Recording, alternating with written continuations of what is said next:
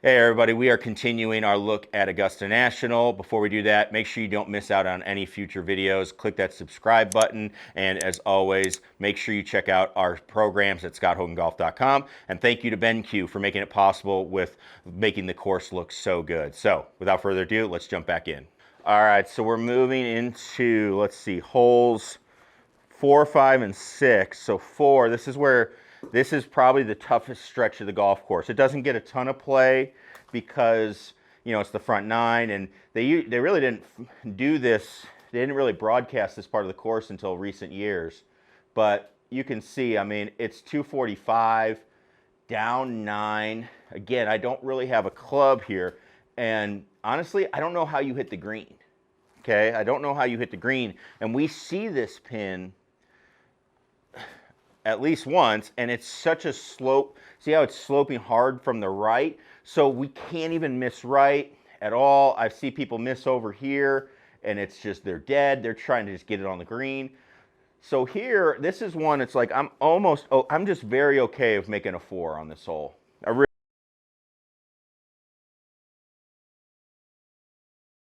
But I am gonna try to play a little fade and try to hold it into that slope.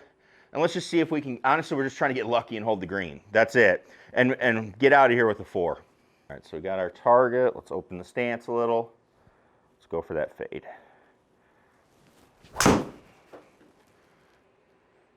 Well, I faded it. I pulled it a little bit. And you can see our auto putt circle there. Get off the green. You can see where that auto putt circle was as that was flying in there. I'm not even going for that. I'm in so much trouble. I can't hit that. Like realistically, I can't get that club into that circle. So now we get to play from here. Now the good thing is we know we're going uphill. So it's going to break right. I don't like aiming outside of the gimme zone that much. So I'm going to say, we're going to aim it here. And we're going to basically try to pitch it. Again, medium height, but I'm going to try to pitch it right on that line for the 2-putt circle, and then let it release to the 1-putt circle. That's the goal. I hit it too high. Run. Stay. Stop.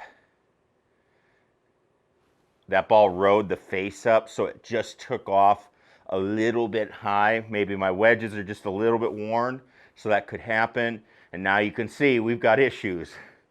We're hoping. We're hoping. The excruciating pain that is Augusta. Oh, and you can see, like, how brutal is that? I almost was like chipping it, almost think I'm going to make par, and then I've got 30-something feet now to 2-putt to get a bogey. That hole is always one of the toughest, and it plays like that every year. This hole now, number 5, this one's a doozy.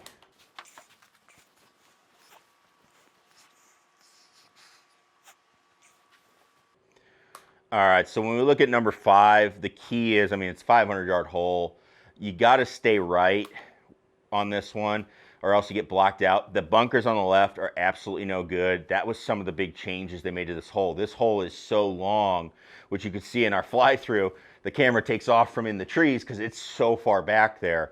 The bunkers are not carryable, so that's what they did. They said, hey, we're going to shrink the fairway, make you have to play out right, which makes the second shot longer. And if you want to try to cut off the corner a little bit, you're going to put yourself in a pretty much a layup position. You cannot get the ball to the green from those bunkers, okay? And that's only the start of it. Once we get going, we got more things to worry about. So I've got a driver for me. It's not too big of a deal. I mean, it is, but it isn't. Like the bunkers, I can't even reach them. I'm going to try to just keep it right so I have an angle to attack.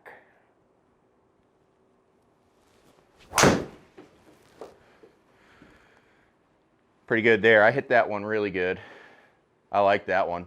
Get running a little. Give me something. You can see how it's working left. Stop. Okay.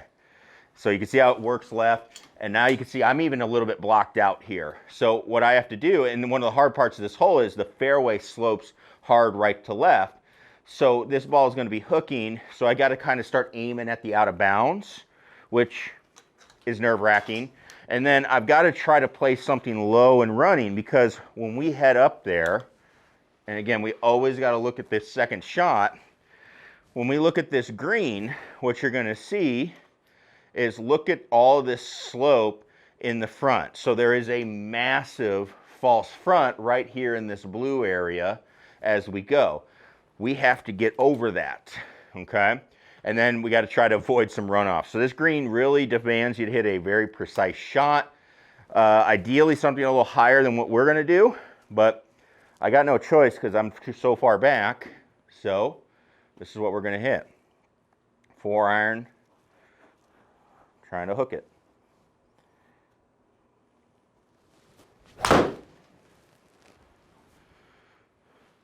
Oh, we did. I pulled it left, and you can see those trees getting in the way. Getting in the way. I bailed out a little bit on it. Now, gonna work out. Got a little interesting pitch, but that's all right. All right, so now we've got our green here. We know it's a big time slope. We got some things happening. We're going right, then left.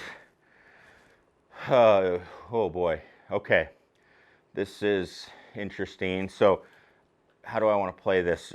The key is, do I want to land short of this false front and let it run up, or do I want to pitch it on top with a little, it's going to release. The false front would kill it. So if I was going to go short, I would play a less lofted club. I'm going to go up high, okay? A little higher here, not like super high, but I'm going to try and land it, maybe we'll call it 18, with a little more height, so the ball's just a little more forward in the stance. Landing at 18. And let's see. Pretty good go. I landed at only 15. 18 was the right number. And you can see, this is where it gets frustrating, because it's like, I'm not hitting that bad of shots, but I'm just struggling and I'm making bogeys, and that's what happens. It's like, the people that play well, they don't do that. All of a sudden they're good, and all of a sudden they're making pars and birdies, whereas people that are playing and you're just a little bit off, you are going to make your bogey. All right, hole number 6. So again, another little bit of a sneaky hole here as we're looking at it. We are looking at 198 all the way down. So big thing here again is giant slope on this green. You'll see it if you look on the bottom right, about halfway up the green, it's going to work back. So we really, you know, the goal is to just try to carry this number, 182, down 8. So, and long, then you know, again, long, this is where it gets tough, because long is going to come back with the chip. I'm going to have the chip back down the hill. So what I'm going to look at is, I'm going to try to hit a 7, which is a big one for me. I'm going to try to kind of hook it in there a little bit, try to get some yards out of it, but I just feel like 6 is too much.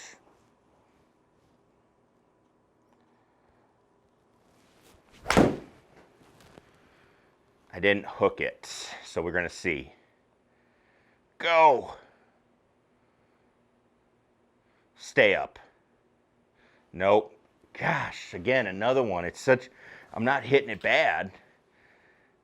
Just didn't get that hook out of it, and so it's enough to be a couple yards short, and now we're, again, in that zone. So a very frustrating part of the golf course, I feel like, one that we run into a lot, is that 4, 5, 6 section. So one that's very interesting and very crucial when we're watching the tournament, just to kind of navigate your way through. All right, so there we go. That is running through that section of the golf course. Make sure you do not miss out on further videos where we break down more holes at Augusta National in preparation for the Masters. Again, thank you to the people at BenQ for helping to make this possible. And as always, click that subscribe button if you're not a subscriber so you do not miss out on future videos. Thanks, everybody. We'll see you next time.